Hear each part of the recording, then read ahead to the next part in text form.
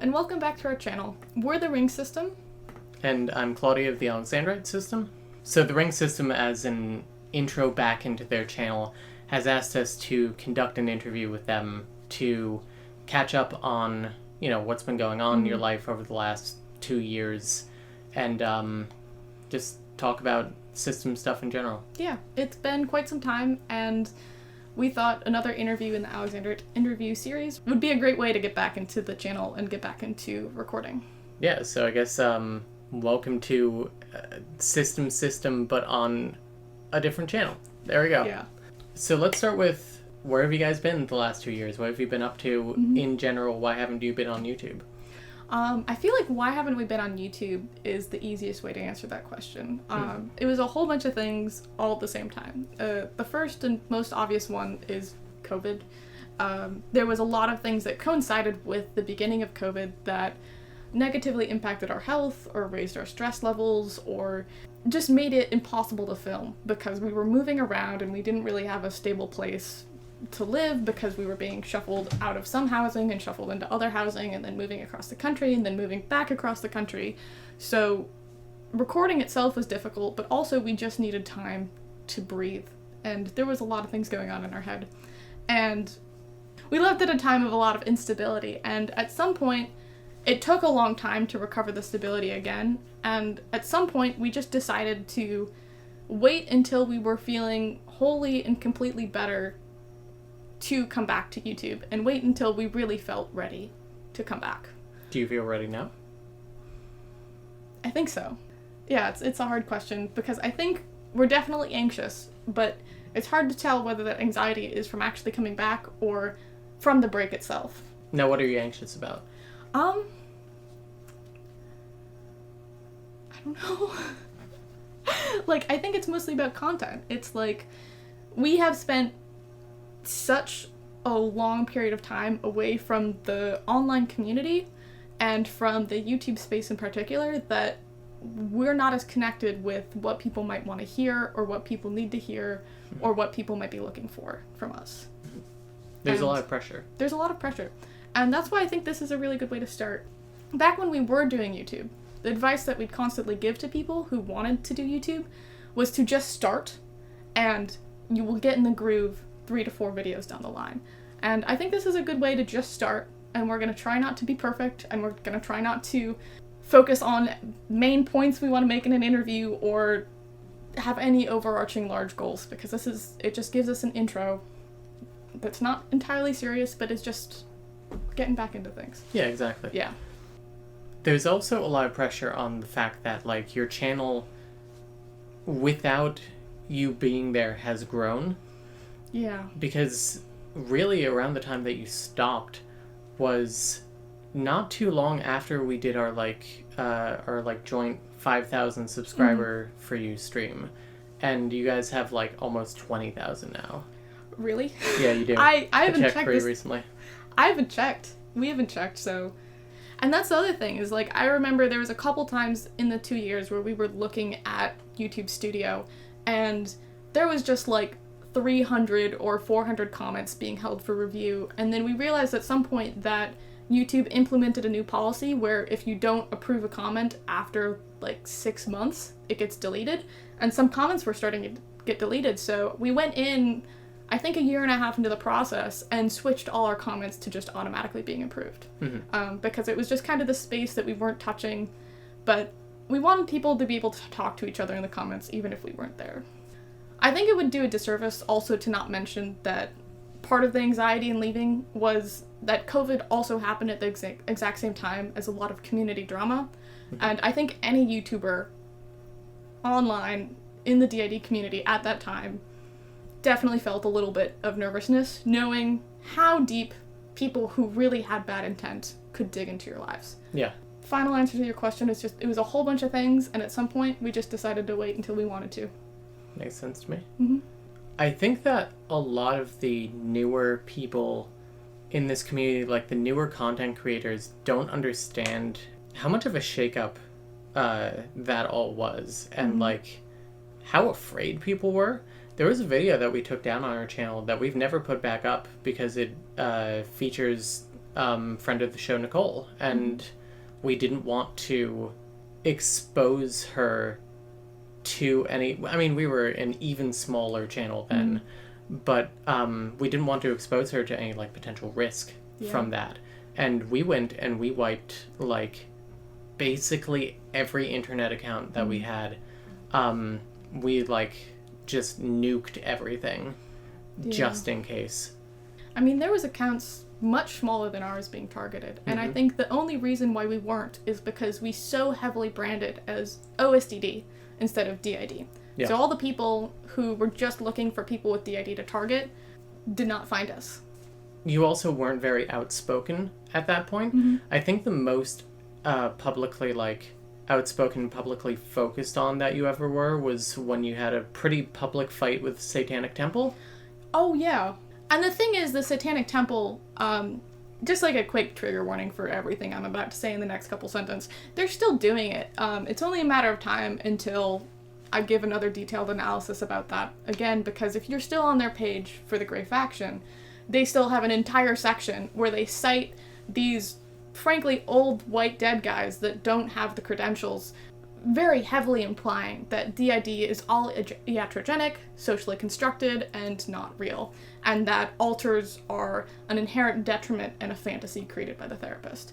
And even though they have changed their website slightly to say that DID is real and is unrelated, there's other parts of their website that just, they don't outright say it, but still very much delegitimize DID. Yeah. Yeah. We talk all the time. We've remained practically family over the last 2 years. So we know that you guys have been doing a lot of work outside of YouTube. And that's what we always tell people, because there are a decent amount of times where people will come into our streams or comment on our YouTube videos, message us on Twitter and be like, hey, where's the ring system? What are they doing? Yeah. And we always tell them that you're busy with school and that you are doing in-person work, and we usually say that you're doing like plural history work as well. Do you want to talk about any of that work? Yeah. Because you are actually finished with school now, so that's one thing removed from there. Congratulations. Yeah, so I think first off, I do agree with your comment, because as we just look around on the internet and within the community, we've seen people say, oh, the ring system stopped YouTube, or they quit YouTube, and a little tiny piece of our heart has always been a little bit sad, because very much in the early days of our YouTube, so people who watched us as we were posting would know that it was sporadic. We never did it on a regular schedule. We would just take months off, and then we would post like 3 in a week. But back to your question of what we've been doing. We finished school. Over that entire course, I think we wrote about like 130 to 150 pages of academic content on DID, which we're really proud of. Some of which we're in conversation about publishing at some point, but those conversations ended up getting dropped because of COVID, which really sucks. Some of our work was ground up research with new data, and I really want that to see the light in some way or other. And then ever since COVID hit, we have really been working with the 2 of our systems to both do a lot of plural activism and also to build in-person plural community. It was last summer. I think we did a total of 8 presentations at conferences. Somewhere around 8. It might have been 7, it might have been 9, but somewhere around 8 presentations at conferences. The one that we co-presented was about building spaces and facilitating spaces that were friendly to plural people. So it was geared towards singlets that might run a support group for trans people, or singlets that might have an activism organization on another topic, or singlets that are building some sort of space. And our workshop was about, how do we make that space plural friendly? How do we make that space so people who might not be comfortable being out about their plurality might feel comfortable talking about it? And then I think we did a couple other odds and ends about just our experience and general DID overview stuff. But we did a lot of presentations, and we want to get back into that at some point. And then, presentations aside, we also worked on building some regular community in our local area. It hit a high right around that same summer, but because of COVID, it kind of died down over the winter, and it's been trouble getting started up again, but that's still something that we really value dearly. I really think that a lot of the people who have met there have really become friends outside of those, sanctioned meetups, that I see I see people like talking amongst each other, being like, hey, do we want to do, like, a couple of us want to meet up here in places. So I do really think that it did its job of, like, just bringing local plural people together. And I do think that it's something that other people should cautiously do in their own local areas, because we can't facilitate everything. We can only facilitate things in, like, the tri-state area here.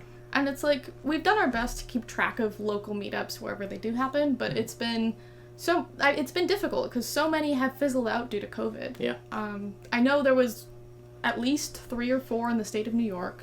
There was 2 in California and 1 possible one. I don't know if it ever happened in Portland. And then, of course, all of this stuff in Florida, because Florida is like a plural hotspot at this point. But I don't know. I haven't kept up to date with any of those. I don't know how many are still going. But I still think it is building intentional in-person community is so critical, especially for our population, which so rarely gets to know each other online, but beyond that, even more rarely gets to know each other in person. Yeah. And then we've been doing a lot of plural history stuff, as you said. We have taken a research job it's really hard to describe, but our best description is political science and archival work, which has a lot of crossovers with DID and plurality in particular. We've been looking through a lot of archives of stuff around the time where MPD really came to rise up, or, like, was more well known. I don't know how to describe it, like the age of Bennett Braun. Yeah. And so we've been looking a lot at early history of plurals, what our community did and how we connected in the 70s, the 80s, 90s, and how a lot of institutional harm that has been perpetuated by research organizations and medical institutions against people with DID, how that came to be, and how it's affecting insurance companies, and how it's affecting our therapy today. I wish I could talk more about it, but it's still not done, and I'm still learning a whole lot, and there's still an archive in upstate New York who is not letting me go visit them, who has they have early magazines, like newsletters, for multiple communities. That was before Many Voices. Really? Like the print versions, and I don't think photocopies exist anywhere else. I forget the name. I think it's like, I'll have to find the name and I'll put it in the description. Let's talk about language a bit, because I think that people who are familiar with your channel as is, and maybe haven't watched stuff on our channel, the live streams that we've done, maybe haven't seen your Twitter, not that you use Twitter anymore publicly. I did. You did? I did. Those people who are familiar with your channel from then know you talking about DID, OSDD, and specifically talking about those 2 terms most often. But nowadays, you tend to lean into less medicalized language. You use the term plural a lot, you use the term multiple a lot. Why the change? There's so many different reasons for this, but I think you're definitely right. Even though our channel and our online presence is very heavily branded as OSDD1B, in this 2-year break, I think for a year and a half of it, this recent year and a half, we haven't actually referred to ourselves as having OSDD1B for a whole bunch of reasons, because the term OSDD1B is near and dear to our heart. It's our first medical label, but it is useful in certain settings, and we found it most useful online. But offline, we are usually in one of 2 situations. We're giving a panel to people who are completely distanced from the community, who don't know anything about DID or OSDD, and if we're sitting on a panel with a whole bunch of other people who have different experiences with mental illness or psychiatric illness, oftentimes we will simply just use DID for recognizability. Because getting into the difference between DID and OSDD on a panel where only a 60-minute panel where you only have 15 minutes to speak is just a little bit overwhelming for an audience who's not ready for that technicality. And DID is so much more recognizable, and it will communicate what we want to get across. And then there's the interpersonal lens. And in the interpersonal lens, when it's just been like us or our close friends or people we know in the plural community, we just use the word plural or multiple because that is the language that we are most comfortable with personally. Both with our experiences in the medical field and as we learn more and more about institutionalized medical discrimination against people with DID and OCD in the field, they are terms of comfort to us, and they are terms of identity, and they are terms of community. I think even in our presentations about facilitating and building plural-friendly spaces, we only ever referred to ourselves as plural. You know, it's more useful to be general in a lot of spaces. Yeah. And it's just, I think that's what it comes down to. It's more useful to be general, and we haven't felt the distinct need to differentiate based on our amnesia status. That's a level of detail we don't really want to give to singlets that we're presenting to. Not that we don't want to give it, but it's just an overwhelming amount of detail. And then that's a level of detail that isn't really needed in interpersonal connections that are near and dear to our heart. Despite there being differences, I think it's more important to emphasize that there are many ways to be plural. Mm-hmm. You know? Amnesia, no amnesia, high differentiation, low differentiation, alive system members, not alive system members. I think it's more important to talk about those differences as something that, like, unifies us rather than should be, like, categorized differently. Exactly. And I think all of that in mind, I'm still glad that I used the word OCD as heavily as I did, because I think so often it's talked over in DID and system spaces. Like, the differences between an OCD system and a DID system are so often just simply not recognized and not given the time of day. It really feeds into this narrative of creating a very strict, small box that only people with DID fit into. And we're really glad we gave our space to that on the channel, and I think moving forward there's definitely going to be times where we continue that trend. But in our personal lives, and in a lot of our presentations to singlets specifically, we haven't been using the term as much. And it just is what it is. Let's talk about you guys personally. Mm-hmm. What have been major changes in your system? Because the last real system updates that we got were that there were several of you that turned out to be identifying as silver, mm-hmm. as a whole, not as a subsystem, but more as a group who mm-hmm. all didn't recognize yourselves as separate people, so you all kind of went by silver, mm-hmm. and there was a realization and a distinction at that point. How have things been going from there? Yeah, so I think that's a really good starting point, because something we realized, I think it's been 8 months ago. So something we realized about 8 months ago is that we had a lot of issues with needing to know exactly what was going on all of the time. We spent a lot of years when we were young, even before we really were part of the online community. So even in the times where we were pretty much isolated, we spent a lot of years really always needing to know who was fronting and always needing to know who was around. And even though I think even in some of our later videos, we start talking about that, and we start talking about how to undo that. For us, it was so hammered deep in there that in many instances, we were unsure of who was around, and we ended up choosing a name and sticking with it, even though that person was not the person who was currently fronting. Mm-hmm. And that caused a lot of internal confusion.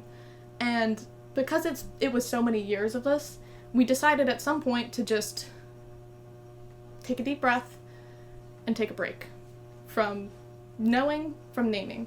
The really simple answer to that is that we're not really using names the same way anymore, but the more complex answer is we're really not holding ourselves to a standard of needing to know everything, and that includes our names. Mm-hmm. So we've just kind of been collectively going by the ring system for the past 8 months, and we will be continuing to do so until January.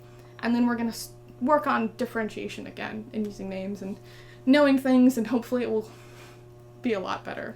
Something we always say when we're talking with people is that, if anything, even though we're not using names and we're not identifying ourselves, it has made us feel even more confident in our plurality. Mm-hmm. Because even though we are actively trying not to think about ourselves, we are still definitely plural, and our plurality is showing up in our relationships and our tastes and our interactions with the world, and we're still existing as ourselves, even though we are not labeling.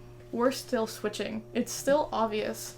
Our switching happens all the time. Other people catch it, you guys catch it, our partner catches it, our roommates catch it, we catch it. It changes how we eat food, it changes our social situations, it changes everything, and we're still just as plural, and we're still, in a lot of ways, just as differentiated. We're just purposely not looking at it and not being anxious about it. I can tell, and correct me if I'm wrong, that this is somebody else than who was talking to Oak before recording. Absolutely. And it's not just because you put on the YouTuber voice. No, this is someone else. Exactly, yeah. This is one of the recording people. Yeah.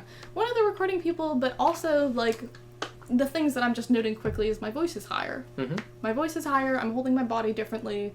I definitely have more anxiety, but I think that's because of the camera. Yeah, that'll do it. Do you have any fun stories of a definitely plural moment, even in this time of not making a huge deal of it, I guess? Yes, absolutely. We have a favorite pack of gummy worms that we get from the store, and there's 3 different flavors of gummy worms. There's green ones, there's red ones, and there's blue ones, and different people in our system like different flavors of gummy worms. There's someone who specifically likes the blue ones, and everyone else hates the blue ones, and some people only like the green ones, and there's some people who like the red and the green ones, and there's some people who only like the red ones, but there is specifically one person who likes the blue ones, and they are the only one who will tolerate them. There was another situation that was just very clear. There's this, like, lemonade tea mixed drink that you can get in a can in the store, and a lot of us like it, and our partner was having one day, and we took it from them, and we were like, I want a sip of this, I like this all the time. We took a sip of it, spit it out. Terrible. It's funny because when you came over today, we gave you this bag of peach rings because still from like 3 years ago when we first started hanging out, I remember you saying back then, like, oh, peach rings are like our favorite candy, and we were just out getting candy for ourselves, I guess, for some reason, and we were like, oh, let's give them that, and we handed it to you, and afterwards I saw you guys, while we were doing something else for a second, like, look at the bag and kind of like examine it. I could see like the different gears turning in your head, picking out who likes this and who doesn't. That's how I perceived it, at least. Yeah, stuff like that happens all the time. And those are a lot of, like, fun situations, but I think it most comes up in our interpersonal relationships, and especially serious conversations in our interpersonal relationships. Like, if we're having a serious conversation with a friend or a roommate or a partner, I can literally watch us have multiple different reactions and then take turns in the conversation to work through our different reactions and work through our different concerns and wants and needs and everything along those lines. And then oftentimes in big decisions, we will purposefully take a week to go through our regular process of internal communication and talking amongst each other and reaching a consensus and weighing everyone's particular thoughts and feelings to reach a conclusion. And we'll take a whole week in that process, specifically to work through the plural stuff. And that's all stuff we still do on a regular basis. Does that make things more or less difficult? I think it makes things different. Or do you mean, like, not using names in that process makes it more or less different? No, I mean just in general, like, being more conscious of, like, stepping back and letting that sort of need for the time and need for, like, having these multiple angles in one conversation, letting that breathe. Does that make it more or less difficult? I think it does both.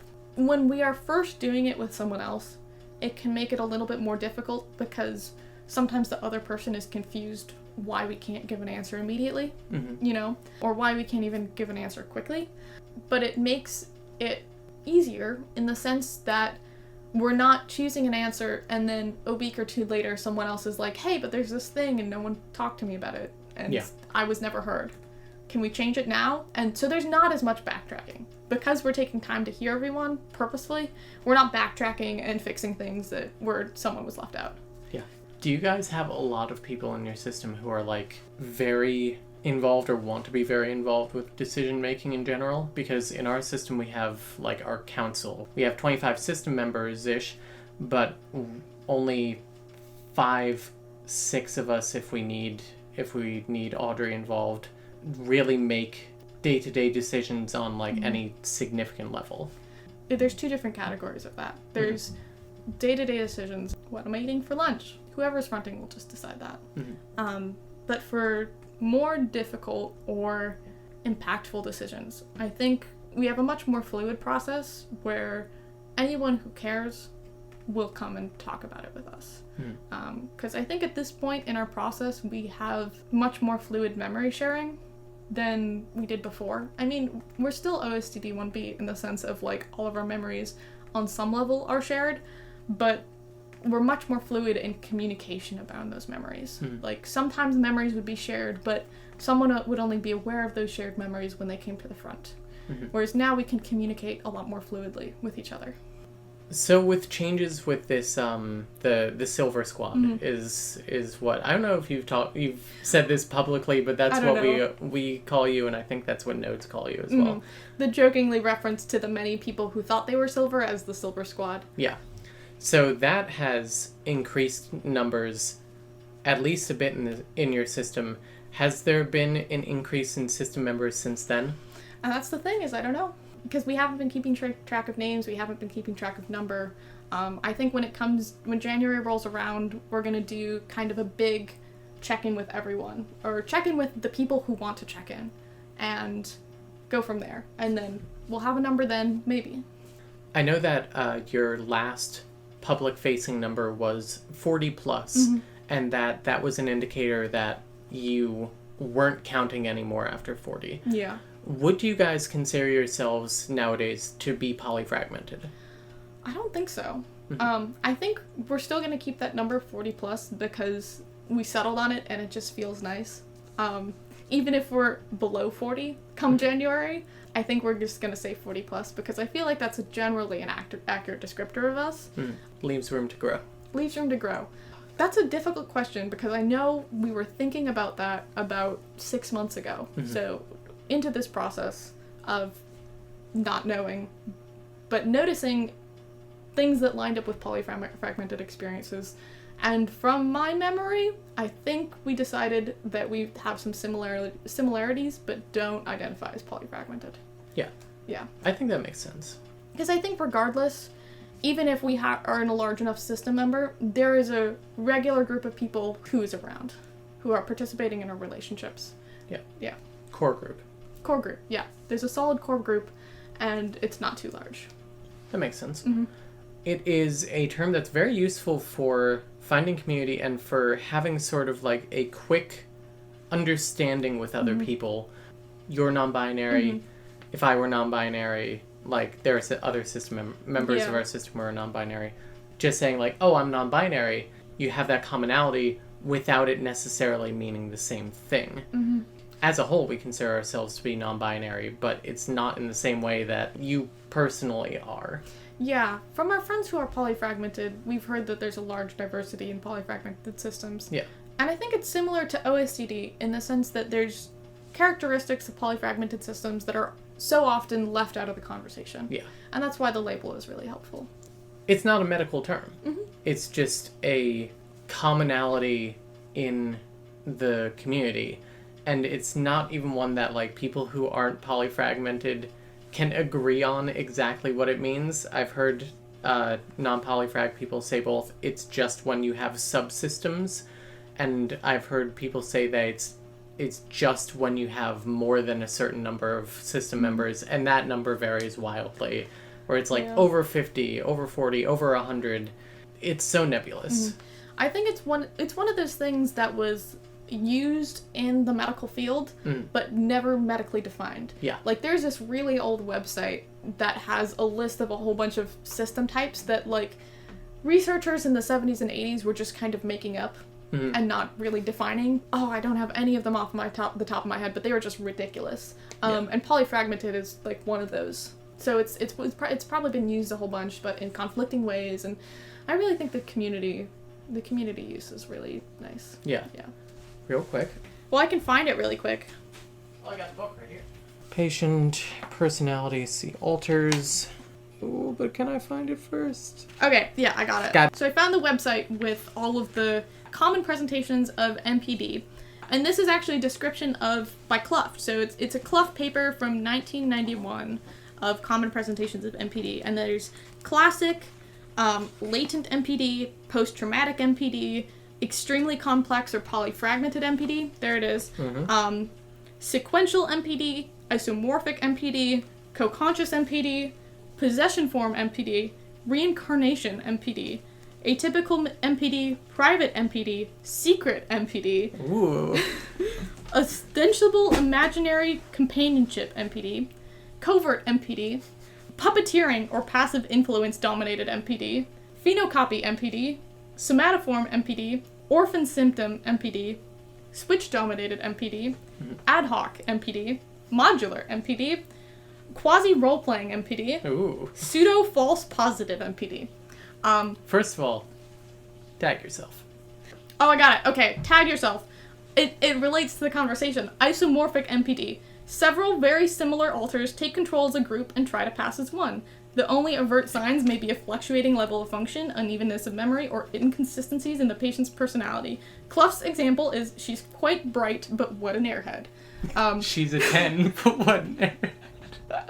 And I think that's a great example to show that, like, all of these terms, as we're laughing, and even though a lot of them sound ridiculous, are actually reflective of true experiences of our community. Yeah. The issue is not that these are untrue experiences or not reflective, but the issue is that they're just conflictingly used by multiple different researchers and never well defined. Yeah. I mean, you often hear the line in this community where it's like, overt DID is very rare, and they usually refer to it as possession type DID. Mm-hmm. And they don't talk about the, like, 25 other terms that are listed there. They just say possession type is overt DID, and that is very rare. And it's really like all of these terms are part of the real proliferation of research that was not really peer-reviewed in the 1980s and the 1990s. That was just making things up about MPD. A lot of the things were useful and were scientifically backed, but a lot of things were not scientifically backed. And like a lot of these terms, like there weren't studies that went into defining these terms and making sure that these types of MPD were cohesive and actually showed up in populations. It's anecdotal evidence. It's anecdotal evidence from clinicians. Yeah. Which can be very useful. A lot of it was never cross-checked and thoroughly peer-reviewed, and so a lot of it has faded into the past, as it should have. Even though it can be useful in just general terms at times. Exactly, and is still often useful today. What are your plans for the channel in the future? Oh, that's a really good question. I don't know. I think to kind of get into it, along with my previous advice for myself, just to make a couple videos and not think too hard about it. We're going to probably look through the comment section that we haven't looked at for 2 years and find some interesting comments and answer questions or use them as jumping off points for stories. Because I think something that is really different now than before is that even though we've been offline and away from the community, we've still been engaged in the in-person plural community, and we've still been developing as ourselves and being plural. And we're almost at our 10-year anniversary of being plural. God. And at this point, it's this next spring. Yeah, because I just know a general range. I know we discovered sometime within May to July. And because we're almost at 10 years, we have a lot of stories in us. And I think we would like this channel to go in a more conversational direction. To be conversational about our experiences and to share the things that we've learned about ourselves and the stories from our lives and the helpful tidbits from other plurals that we have gained and the advice both from ourselves and from our community to people who would benefit from it or would like to listen. So do you feel that you are going to move away from strict education with the capital E? I think so. Because also, on the other hand, because we've been at this for 10 years, we're almost starting to lose sight of what we needed to learn when we were younger. You know? Yeah. So, in some sense, it's hard to think of new things to educate about. Are you excited about getting back to it? Yeah, a little bit. I think we're excited to get back into it because we're finally at a time in our lives where we have space for it again. A lot of our activism work is now, like, paid work. And that means we have space for unpaid activism work. We have more room to talk about things that might be near and dear to our heart. Are you proud of what your channel is right now? Going into this new phase? Yeah, I think so. I think we did good work, and I think a lot of that work still stands and is still helpful. Like, to this day, I think we still really love our first collaboration of accepting ourselves. Yeah, like that was our second collaboration. That was our second one. Yeah. Okay. But that still stands as like one of our favorite videos, and I don't think we could have done it better to this day. I agree. Yeah. I mean, I personally wasn't in that one, but it's still one of our favorites. We're jealous it's not on our channel because it's that good. Yeah, I don't think I was in it either because I don't have very good solid memories of it. Do you have any regrets or anything that you wish you had done differently previously on your channel? Because I know you have videos that you have now marked as old. Personally, I wish we had leaned a little bit less into the medical side of things, just because of where we are now, but I know that's where we were in our life. Very similar to how we just keep moving closer and closer to using queer and dropping our individual labels of like panromantic, asexual, non-binary, and I think at one point we were identifying as genderqueer. Now we just use queer as more of a community term, more of an identity label, like that's what's more salient to us.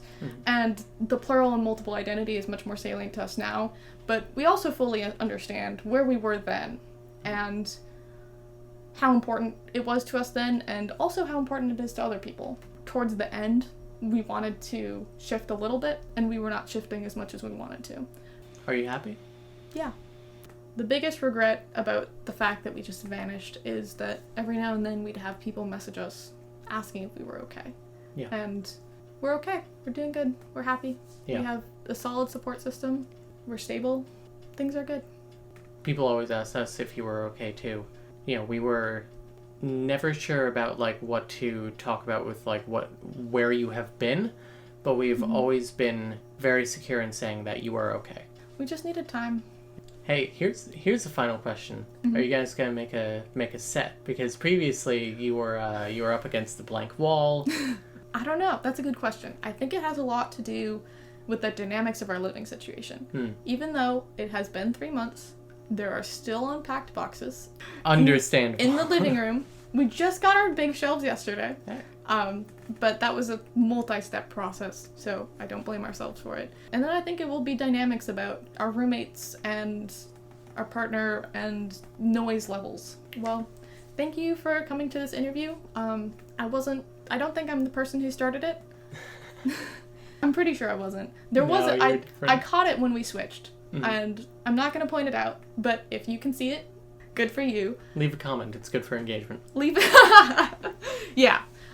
So thank you for sitting down with us for this interview. It was lovely. It was lovely to talk to you. It was lovely to talk to you. And we will, with all hope and intent, see you in future videos. I guess. Bye.